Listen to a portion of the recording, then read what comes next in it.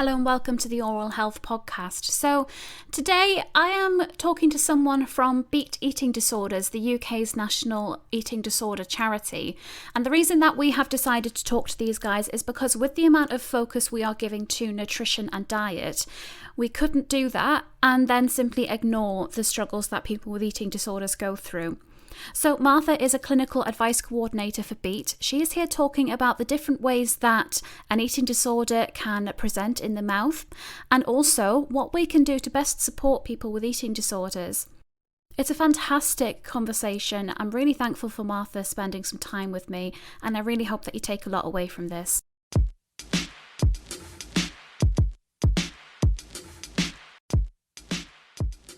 Do you want to just take a second to introduce yourself and your background? So my name is Martha Williams. I work for Beat, which is the UK's eating disorder charity. I work as a clinical advice coordinator, and prior to working at Beat, I've worked in the NHS and also in the private sector on an eating disorder ward, and I'm also training to be a psychotherapist with a specialist interest in eating disorders. Yeah, so I've worked kind of in an eating disorder ward, both inpatient, day patient, community, and now have transitioned to working for Beat, more charity-based work.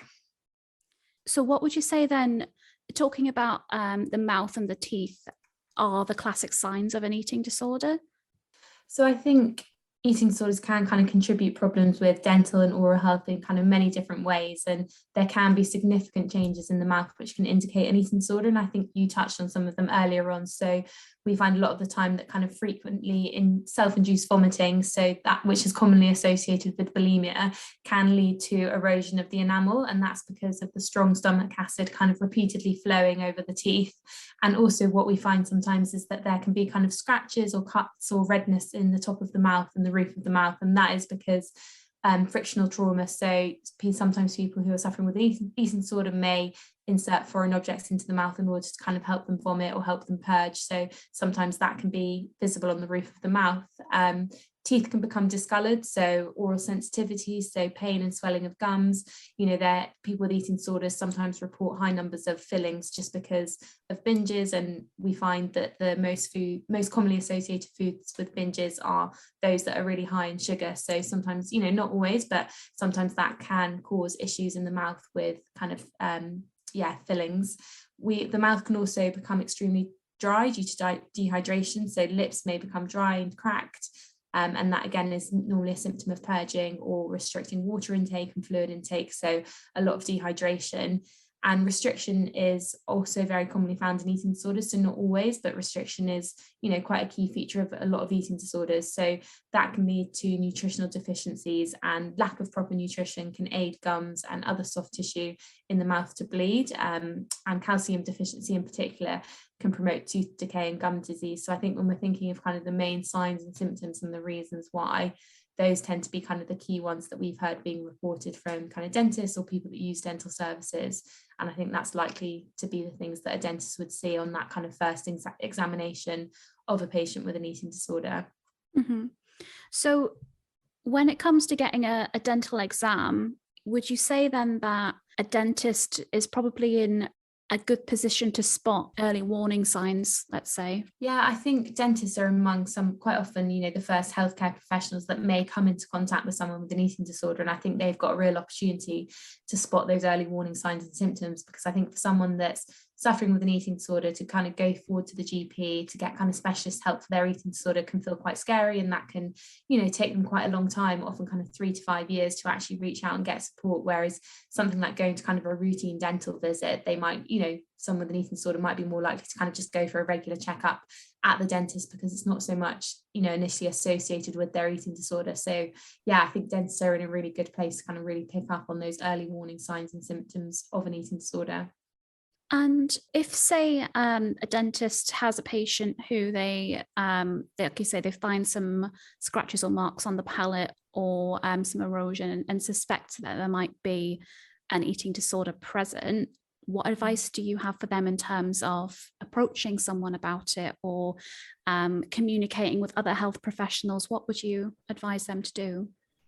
I think it's a really difficult one, and I think it can be a really difficult position for the dentist to be in, because I think if they notice something, we definitely would want them to approach it, but in a way that's really sensitive. And I think in a way that's not so direct. So let's say saying to a patient, oh, I've noticed this, do you have an eating disorder? I think probably feels a bit too much. Whereas what the dentist could do is kind of just note their observations and just say, oh, I've noticed that you've got quite a lot of tooth decay, or the tooth enamel has been worn away. Normally this can be a result of kind of consuming high sugar foods or drinking lots of fizzy drinks, and more just kind of commenting on the observations there and kind of making it known that you are noticing these things, but not exactly naming it. Because I think sometimes someone with an eating disorder, it can feel quite confrontational, especially if it's with a dentist, someone that you don't have that close a relationship with. I think it can be a really difficult conversation. So our advice would definitely be to kind of just note your observations, make them to the patient, and kind of point out the reasons as to why. And I guess that would give them an opportunity to say, actually, I have been consuming quite a lot of high sugar foods because I've been struggling with kind of binge eating. Or you never know, they might kind of brush it off and they might not want to address it straight away. But what we would say is that if it's a patient that you see regularly, to kind of keep bringing this up, because it might be on the first visit that they don't wish to disclose it, but then later down they might actually then feel more comfortable once there's more of a relationship there to disclose it. So I think it's about being really sensitive and really gentle, and kind of just making your observations in a way that don't come across as kind of threatening or judgmental. Would you say, from what you've seen in patients and your experience with Beat, someone that has an eating disorder, would they potentially need more dental checkups than, say, the average person? I think it depends very much where they are in their eating disorder. Obviously, if someone is engaging in kind of frequent eating disorder behaviors, so kind of frequent binging and purging, it might be sensible to kind of have those more regular checkups. Likewise, if someone is kind of very malnourished and kind of deficient in a lot of kind of vitamins and minerals, which may be affecting their teeth, it might be sensible for them to kind of just have regular checkups. So I think, very much dependent on the individual and their eating disorder and the symptoms and how the eating disorder manifests. But I think definitely regular routine checkups would be really important for someone who is suffering, just to make sure that everything is okay and that there are not further complications down the line. So I think really important. In like preventative dentistry, counselling on diet and food intake can be quite a big part of the checkup. For topics such as diet, I imagine for someone with an eating disorder, it could be quite a difficult conversation to have. What advice would you have for a dentist in terms of approaching that conversation in a sensitive way and the language to use? I think it is really hard, because I think, like you say, people who are struggling with an eating disorder, to kind of be giving them diet advice is going to be quite tricky, and you do want to remain really sensitive. So I think it would be about just trying to kind of state the facts in a way that's kind of not being judgmental, and just, say, giving the advice, but trying not to kind of say, right, you should be eating healthier, using language like putting foods into categories of kind of good or bad, or saying, you shouldn't be eating foods that are high in sugar because they're really bad for you, and you need to have a healthier diet, and you need to be eating this and that. I think it's more just about pointing out, ways that they can eat to maintain their oral health, but in a way that's not kind of using shaming language or judging or telling them to kind of eat healthier, or that their diet is bad, because I think, you never know what someone is going through. So I think to kind of make quite judgmental comments or remarks about their diet, or assume things, is really difficult. So I think it's just kind of being very gentle, very kind of not making assumptions, not making any judgments, and just kind of giving the advice in quite a gentle way. So instead of using terms like bad or unhealthy, what alternatives can you use to describe things like sugary foods? Because a lot of that's kind of very ingrained in the vocab. So what alternatives do you think are a good suggestion?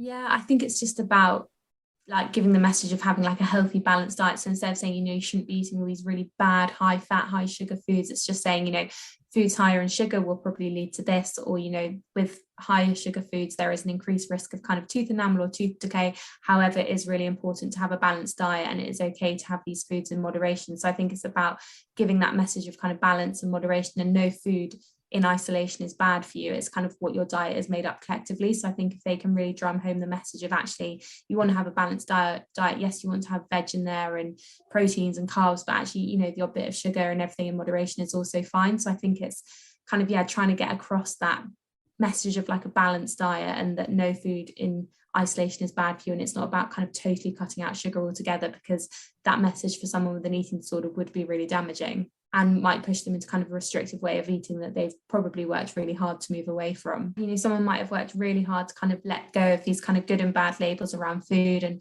work really hard to incorporate a variety of different foods into their diet, and then to go to the dentist and be told, high sugar foods are bad, you shouldn't be eating these, can be really damaging and can kind of undo months or years of really hard work. So I think we all need to be singing on the same hymn sheet and just be saying, there is no bad food in isolation. As long as your diet is balanced and you're getting all the vitamins and minerals you need, then you can absolutely be eating these foods. I think it's a really difficult one, and I think that's why organizations like BEAT exist. And I think it's not necessarily up to the dentist to kind of diagnose or treat the eating disorder, but what they can play a really important role in is signposting to other areas of support. So redirecting them to the BEAT website, giving them BEAT's helpline number, encouraging them to kind of get in touch with organizations or charities that kind of really know about eating disorders and can give that advice. So I think a lot of the role of dentists should actually be more kind of signposting to specialist organizations that do really know about this stuff, because I think, it's a lot to ask to expect the kind of dentist to be able to kind of treat the eating disorder and speak about it and have these open conversations if they don't have the knowledge and the education and the awareness maybe that is needed. So I think, the best thing the dentist can do is to kind of really signpost and just be aware of what support is out there. And then they can say to a patient, look, this might be helpful for you. There's this really amazing charity called BEAT, or whoever it might be, that can really support with eating disorders. And I'd suggest you give them a call. Is there a because I know you have your eating disorder helpline at BEAT. Is there an alternative for professionals? Not kind of dental specific. We've got loads of resources for medical professionals, so kind of GP, nurses, and I know that it's aimed at medical professionals, but a lot of the information is kind of really applicable to all kinds of healthcare professionals. And I know that we're hoping that we'll be able to further develop lots of different types of training. So hopefully dentists will be involved in that. But we have a lot of support for healthcare professionals in general, which, like I say, I think a lot of that information would be incredibly useful. And also, we've got a clinical team at BEAT, which we're always really happy to be contacted and, give advice where we can, but we can't give advice about kind of specialist individual circumstances. So we'd only be able to give kind of quite general advice.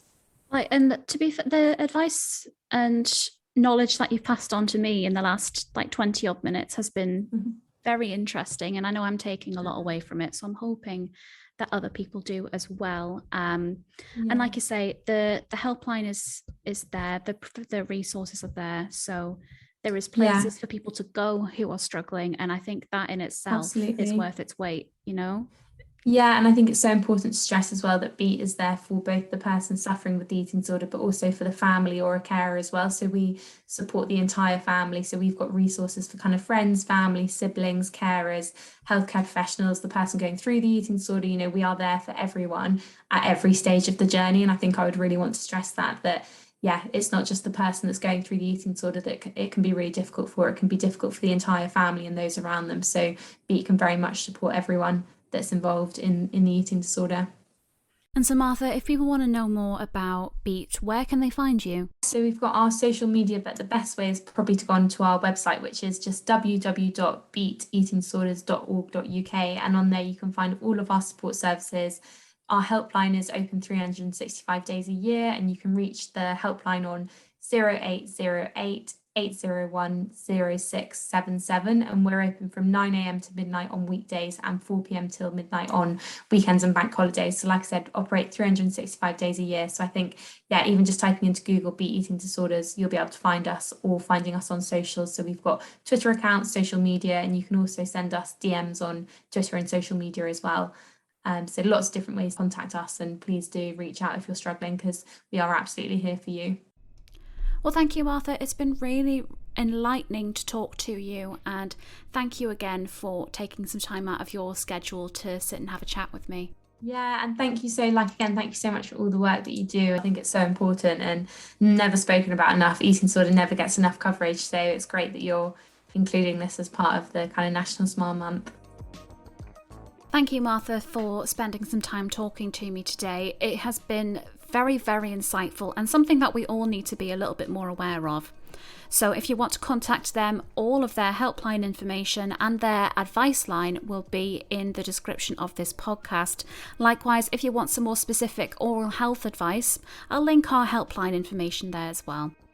If you want to follow us on social media, we are at Twitter on Smile Month, and you can find us on Facebook just by searching at National Smile Month. On Instagram, we are at Oral Health Foundation, and our website is www.smilemonth.org.